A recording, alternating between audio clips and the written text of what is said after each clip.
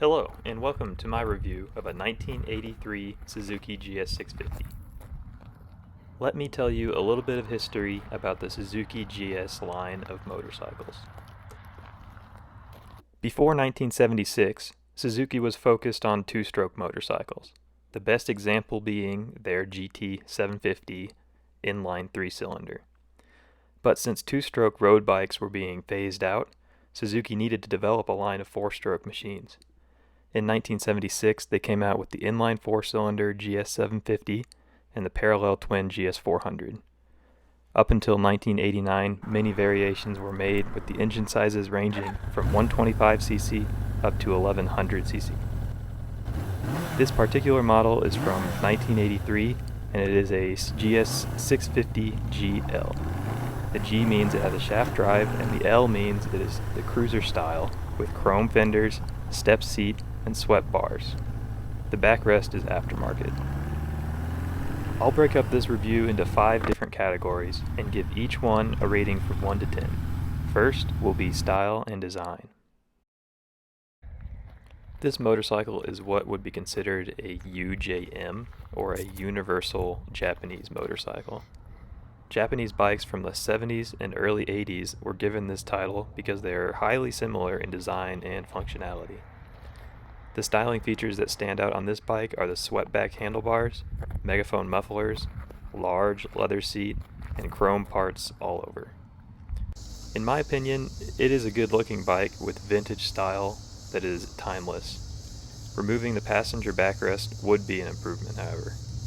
It's not ugly, it's not that beautiful, it simply has classic Japanese style.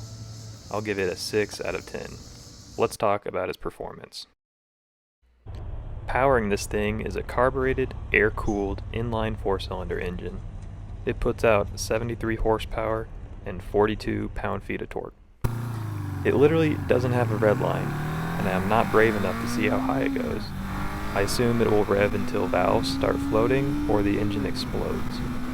It makes max horsepower at 9,500 RPM, so you never have to push it much past that. The biggest limitations this engine has is only 2 valves per cylinder, limiting the airflow, and being air-cooled, limiting the compression down to 9.4 to 1. The power drives the rear wheel through a shaft drive, which robs a bit more power compared to a chain. It has disc brakes, but only one disc in front, making the braking less than ideal for a bike that weighs 500 pounds.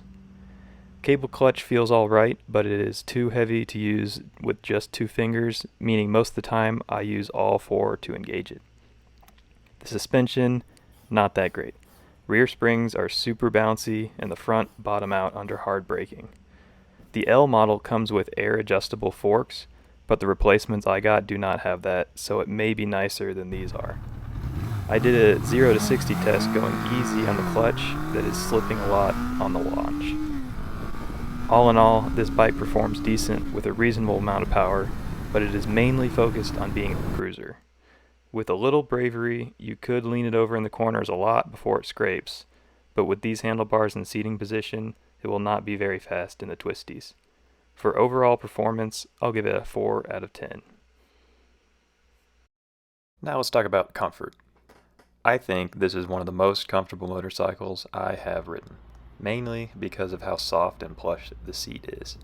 Other factors that make this bike so comfortable are the low seat height, under 30 inches, and handlebars that are high and a little bit back. The seating position is straight up and down, with the foot pegs right behind the engine. I would prefer the foot pegs up front like a lot of other cruisers, but the wide engine doesn't allow that. Without a windshield, there's a lot of wind blast over 60 miles per hour. Since you're sitting upright, this puts a lot of strain on your hands, holding onto the bars as the wind tries to pull you away. Avoiding highway speeds, I could easily ride this motorcycle for hours. Some convenient features this bike has are a center stand, a dual helmet lock, a gear position display, and a fuel gauge. For overall comfort, I'll give it an 8 out of 10. Just how reliable is an old bike like this? It's hard to know exactly how reliable these bikes are, but in general, Simplicity makes a motorcycle reliable, and this motorcycle is pretty basic. The air-cooled engine has a lot less parts that can break, and having shaft drive means you don't have to worry about chain maintenance. Since it is carbureted, if it sits for a year or more, the gas will deteriorate and clog the jets, like what happened to mine. Through some research, I found most people consider the engine to be pretty bulletproof and easily capable of lasting over 50,000 miles with standard maintenance, possibly even more. Things you need to do to make it last are regular oil changes, checking the valve clearances every 10,000 miles, and sinking the carbs every once in a while. Parts that will need replacing on any old motorcycle is anything made out of rubber, like fuel lines and carburetor boots, and cables for the speedometer, the odometer, the clutch cable, and the choke cable. All of those parts do not last forever, and since these bikes are so old, they're most likely already falling apart, and it's a best idea just to replace those. Taking that into account, I'll give this motorcycle a 7 out of 10 for reliability. Talking about value is different for every person, but for me, you cannot get much better bang for your buck than a bike like this. I bought this for $600 and put about $400 more into parts, so in total it is a $1,000 motorcycle. You could find a high mileage and beat up GS for less than $500.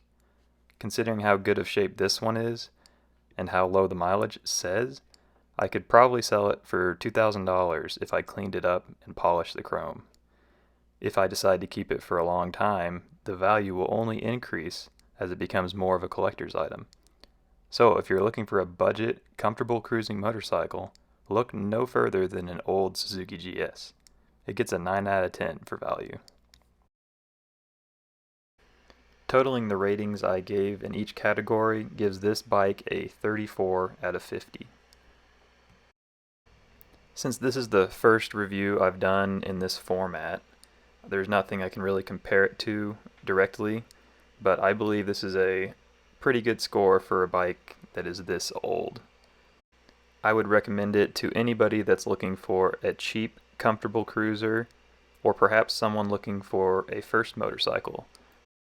Thank you all for watching this video. Please consider subscribing so you don't miss the other motorcycles I plan to review.